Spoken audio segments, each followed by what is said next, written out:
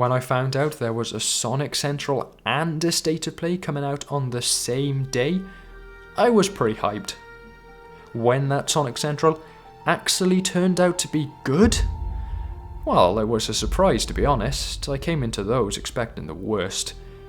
When the big announcement from the State of Play was a Ghost of Tsushima sequel, hell yeah! I'm playing through the first game right now and loving it. Oh, and I guess the trailer for the final Alan Wake 2 DLC was there as well.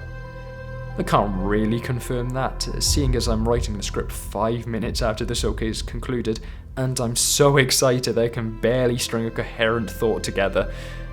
I thought Night Springs was a fun time when that launched back in the summer, but it was really short, and because Remedy Saddle dropped the expansion a few hours after releasing the trailer, I had no time to do an analysis. This time, they've been kind enough to actually give me some time to turn around a video before the DLC drops. So now I can point out all of the little things you might have missed and give my crackpot theory on what I think the plot of the Lake House will be. Strap in. For a minute-long trailer with not all that much happening, I've got a lot of ground to cover. But let's start simple. Just who is narrating the trailer? The Lake House. If I had any clue what was waiting for us in there, I would have just kept on driving. I won't beat around the bush. It's Kieran Estevez, the FBC field agent from the latter half of Alan Wake 2. The trailer captions confirm it, the trailer description says she's the playable character for this DLC, and it seems they will be covering events that she specifically mentions participating in prior to Alan Wake 2's finale. It's Estevez, no doubt about it. So then, what is the context of her narration? Assuming it's not done exclusively for the trailer, there's a few possibilities. It's in the past tense, so either it's one of Remedy's beloved opening monologues from the protagonist to the player, as seen in Alan Wake, Control, Alan Wake 2, and the Night Springs episodes, in which case this doesn't really tell us anything at this stage beyond what we already know, or Estevez is giving this narration to someone else, most likely Saga Andersen or Alex Casey. If that's the case, then we're in a significantly more interesting position. It's likely that this conversation would have to take place after the events of the finale of the game. There's a couple of points where it could have conceivably happened throughout Alan Wake 2, but they're all pretty unlikely, which might help explain what actually happened during the ending and wrap up everything that happened in Bright Falls up in a neat bow. Considering that the earliest description for this DLC claimed that this would be the final part of Saga and Alan's journeys, although additional descriptions I've been able to scrounge up mention Saga and Alan having 2 separate adventures, so maybe these earlier descriptions are based on much earlier iterations of the DLC, which has changed significantly since writing them. I'd imagine we might see things like whether Saga chooses to join the FBC, and what ends up happening to Alan now he's some sort of demiurge-esque figure, even if it's just in the form of a final cutscene or teaser for Control 2. The master of 2 worlds. No, the master of many worlds.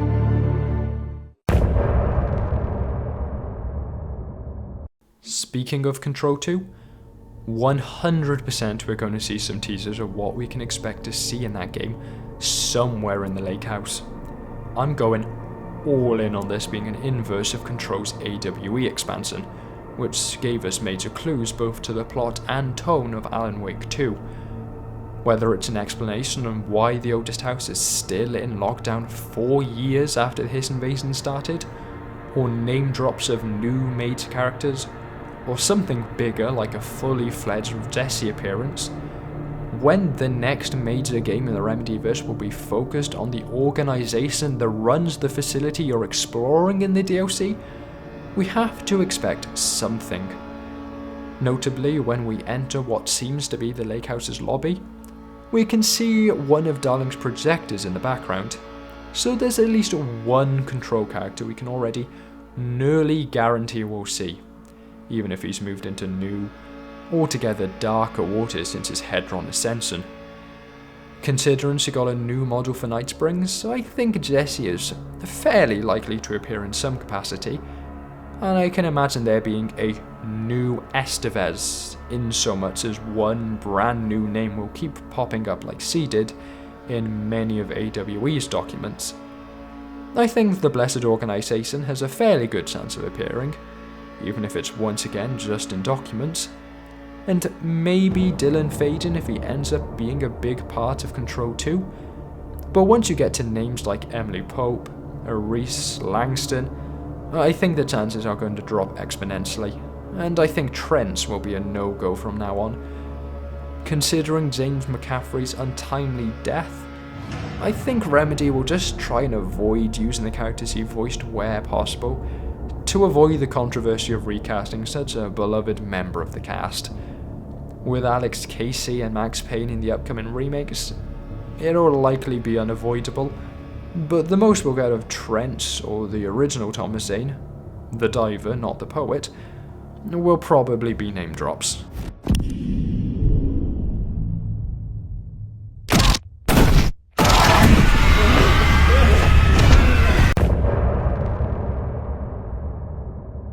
But let's get into the meat of the trailer now, starting with a description of the lake house. I think I'm probably joined by most Remedy fans when I say that when the name of the DLC, Lake House, was first revealed, I expected it to take place in Cauldron Lake Lodge, the lakeside facility that the FBC confiscated off of Emil Hartman after they discovered his role in the events of the original Alan Wake. The initial reaction from the trailer is that this is not the case. Cauldron Lake Lodge has a very distinct triangular cabin shape, whereas what we are presented with here is much more in line with the FBC's brutalism and rectangular architectural tendencies. Therefore, I've seen people write off the lodge appearing at all, but I'm not quite sure this is the case. So, I don't think any of what we see in the trailer is taking place within it, but if you look behind the definitely FBC original building in the opening shots, we can see what appears to be a large triangular roof. The flora doesn't quite match up with the lodge's gardens, as much as I don't think the FBC is employing a groundskeeper for the facility. Fully grown pine trees don't just sprout up because you forgot to mow the lawn, but I could see the FBC facility encircling the original lodge, which I think is entirely plausible. They might have originally started with just the original Cauldron Lake building when it was just a few investigators and agents in a monitoring facility, but as scientists moved in and demanded more room for their experiments, the complex might have expanded to accommodate for them. As for the interior of the building itself, we don't get all that much information. We can see a lobby with an elevator before we cut to the corridor at the end of the trailer, presumably an underground part of the site. It's all very Control, with the same sort of stylings and interior design as the oldest house. I've seen people take that as meaning the lake house is therefore somehow connected in a physical sense to the oldest house. Some are pointing out real-world construction difficulties that would make building this sort of facility impossible for crews around Bright Falls, while others are focusing more on the mere fact that the locations look very similar. Now, I do think there's something to be said about the potential for the oldest house to spread roots, producing physical locations linked to the main building in New York City, and considering everything that can happen in the oldest house, one of these routes being on the other side of the continent is hardly inconceivable. In fact, I think this idea that the oldest house is beginning to grow beyond the confines of the house as we know it is going to be a major part of Control 2's plot, based on the concept art we've seen for it, and trying to connect plot threads left over from the first game. But I don't think this is an example of that. I could absolutely be proven wrong by Lake House, but I think this is just an example of smart asset reuse to allow Remedy to quickly build a brand new, large area while keeping the aesthetics fans expect of Control. I just don't think the timeline matches up for this to be an extension of the oldest house. Lake House was set up prior to the events of Control, yet nowhere in that game or Alan Wake 2 is there any reference to Lake House being part of the oldest house. Someone, whether that be through a document or by talking to Estevez, Marmont or one of the other FBC agents, would have mentioned their home base in Washington sprouting up overnight without warning, and the language used to say that Lake House hasn't received updates from the oldest house in years is very much "we haven't received transmissions or signals from New York," not "we can't get back in through the corridors and tunnels that connect our sites."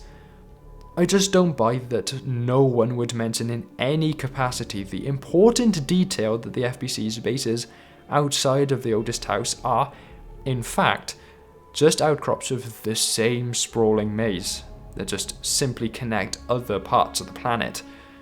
It'd open up too many questions, and I don't think the writers would drop a bombshell of that caliber without at least hinting at it previously. But getting back on track, there aren't too many things to dwell on within the lake house outside of the ending of the trailer. We don't see all that much of it, and the bodies at the end are a pretty simple, "oh no, something really bad has happened," more so than it is a clue. So I'm going to pull up a screen grab and quickly point out a few things. As mentioned earlier, here on the right we have a projector and whiteboard. I mentioned it earlier, as this is the setup used for Darling's presentations in Control, and without delving too deep into anything, we can be fairly certain that it'll be him on at least a few of these things this time around as well. In the centre we have a set of screens and an elevator. The elevator probably leads down to the underground area, and I imagine that these screens will turn on to display something or other at some point throughout the DLC. Finally, on the left we have a few wet floor signs and a janitor's bucket, so we can expect to see Artie as well. No idea what sort of things he'll say to Estevez, as he seems like he'll need less help adjusting to what's going on compared to Alan, Saga and Jesse, but it's always fun to see him. You go that way to the elevator. Thanks. Elevator that way. Got it. Below ground, we get our first glimpse of what we'll be facing off against throughout the DLC. Blue stains can be seen spread along the walls, which I initially thought might mark the return of the mode from Control, but as the lights flicker on at the end of the corridor, we see the likely culprit, something marked in the subtitles as "the painting." After that, we get glimpses of two new characters, who seem to be overlap guardians like Nightingale or Cynthia Weaver in the base game. Using more universal terms, these are probably going to be our bosses. We haven't seen either before, but using various clues, we can hazard a guess to their identity and their connection to the painting. One is almost certainly Dr. Jules Marmont, an FBC researcher responsible for the nursery rhymes found throughout Alan Wake 2. His research was clearly focused on making art into reality using the Dark Place, and manuscripts and a conversation Sucker can have over the radio with him mark him as responsible for the events that will occur in the DLC. As such, it's easy to see why he'd be linked to the painting, as well as why he's important enough to be an overlap guardian. A possible identity for the other man, which I and many others have made, is linked to Cauldron Lake Lodge. In the original Alan Wake, during your time at the lodge, you can meet various characters who come from a range of artistic backgrounds. One of these characters is Rudolph Lane, a painter. Doubt I then need to make the connection to the painting. Now, the only thing against this being Rudolph Lane is that, as of right now, he's dead. He's killed in one of Alan Wake's tie-in comics, but that doesn't mean he has to stay that way. Of course, it could be a new character, but it's hardly the biggest retcon in the world to bring back an extremely minor character who died in a comic book barely anyone will have read. Just act like he was taken like most of the other patients, so when the FBC arrived, they contained him for study and he's been in Lake House for the past 13 years. If it is Rudolph who is the second overlap guardian, we can then also probably figure out who is who between the two. Lane's depicted as mostly balding in the original Alan Wake, which would make him the second, friendlier looking Taken, with Marmont being the first, much more angry looking one. But taking all of this into account, I reckon I have a good idea for the basic plot of Lake House. I might be wrong, but for the sake of potential spoilers for Lake House, the rest of the video will be my story theory. Click off now if you're particularly worried about that.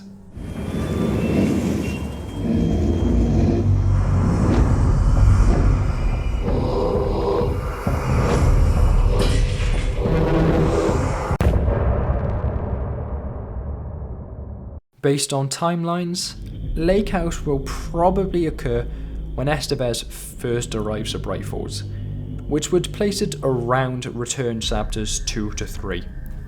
She'll arrive at Lake House with her squad of FBC agents, but the events of the DLC will lead to most of them being killed by a new set of Taken, which are linked in some way to the painting.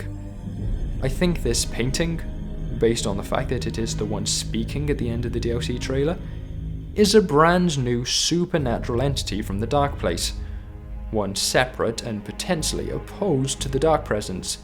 And the reason that the Dark Presence apparently attacks the Lake House with such ferocity is because it wants to stop the painting from developing a foothold outside the Dark Place.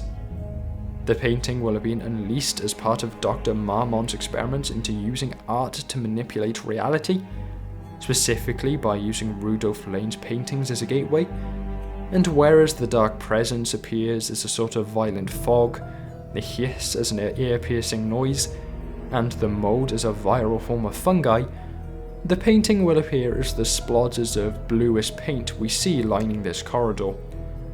Estevez, after an initial incident that isolates her from her group, will need to traverse the FBC's facilities and the original Cauldron Lake Lodge in order to destroy Marmont and Lane, who, much like Hartman in Control's AWE DLC, will have become significantly more monstrous overlap guardians than usual, due to the conflicting influence of the Dark Presence and the painting. Based on the fact that we will apparently be returning to the Dark Place throughout the DLC, I think the more concentrated areas of painting influence, as seen at the end of the trailer, will act as the new overlaps instead of the loops Saga had to traverse in the base game, within which will be our fights against Marmont and Lane. During this time, I expect we'll see our references to Control and teasers for Control 2, although because Estevez's line about having no contact with HQ is said after this DLC will have occurred chronologically, I think it'll be in forms we as players will appreciate more than C would. Darling will probably be there through his presentations, and Artie will show up, but any appearance of Jesse or Dylan or the oldest house will be done in a way Estevez wouldn't be able to understand and or comprehend. Maybe a cut to the oldest house exclusively from the player's perspective, or an equivalent of Saga and Alan's overlap conversations will occur between Estevez and Jesse, except Estevez will have no idea who Jesse is due to the fact she can't contact HQ to find out Trent has been replaced. Maybe we'll get some insight on why the internal lockdown is still in effect. I always thought, and it seems a number of others thought the same, that the Hiss invasion would take a maximum of a few more months to completely cleanse, just based on how Jesse was approaching it in the final monologue. Here we are though, 4 years later, and while it might still be the Hiss or some sort of unexpected time dilation, as seems to have become the common theory, I think it's more likely that just something else happened which stopped the lockdown from lifting. Ending-wise? Well, We know Estevez will survive, along with at least a few members of her team. Marmont and Lane are probably doomed by the narrative, and the Dark Present will return to waiting in Alan's head to emerge as scraps, because this is an interquel. The ending of Alan Wake 2 still needs to be able to occur after this. Therefore, I think the ending will either be a confirmation of what exactly happened in the base game's ending, as we'll find out who Estevez is talking to, probably Saga or Casey after they leave the writer's cabin, or it'll be a parallel to AWE's ending, seeing as that ended with an AWE alarm for the events of Alan Wake 2 and a showing of what Alan was up to. Maybe the painting isn't vanquished completely and it ends up somehow kicking off the events of Control 2? I don't know. I think the most likely answer is we'll get something very similar to AWE's ending. Estevez and Saga and/or Casey will be having a conversation before some sort of transmission is sent from the oldest house that gives us the first clue as to what is going to happen next. Cue monologue from Jesse. Everyone's hype goes through the roof for Control 2. We all heap adoration and praise on Remedy for being such masterful storytellers. I'm not judging, by the way, I'll be right there with everyone else. But I think that's about the long and short of what we can expect. Painting unleashed by Marmont and Lane, Estevez turns up, horrifying events occur, ending teases the next game.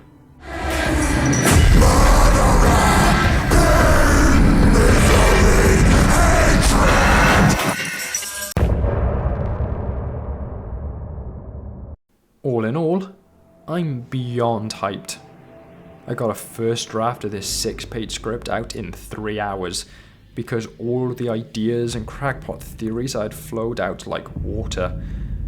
Lake House is shaping out to be a fantastic final chapter for a fantastic game, and pretty much the only way it could disappoint me would be if it was as incredibly short as Night Brings. That was fun, but I 100%ed it in 2 hours, whereas it took me 3 times as long to do the same for Control's DLC. This just needs that extra time to fit a longer storyline in without feeling like a lot of it is missing. But what do you guys think is going to happen in Lake House? Looking at Remedy forums and Discord servers, it seems that there's a fair bit of difference in what people are expecting. Pretty much the only thing everyone seems to agree on is that 1. It looked great. 2. It looks terrifying. And 3. One of those 2 is probably Dr. Marmont. Drop your theories down below, and we'll see who's vindicated comes release day. But anyways, thank you for watching, and I hope you enjoy the video.